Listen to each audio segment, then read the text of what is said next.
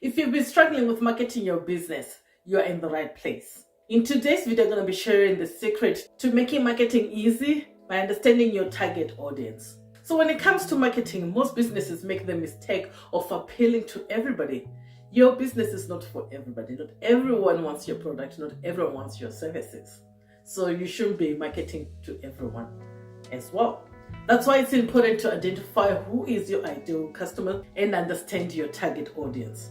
Who is the group of people who are more likely to buy your products? So who is your target audience? So, well, that depends with your business, what kind of products and services you are offering. But you can start off by looking at your current customers and identify the common traits that they have, such as their demographic, their interests, their behaviors, their pain points, their frustrations, their goals. So you use this information to come up with the customer personas. So this is a fictional representation of your ideal customers. So once you have identified your ideal customer, the next thing is to now tailor your marketing efforts to their needs and preferences. So for example, if your ideal customer is a young professional, now you have to come up with a marketing that speaks to them. Creating content that speaks to them and that speaks to their career aspirations and their work-life balances. So another key to effective marketing is understanding your unique value proposition. So what sets your business apart from your competitors?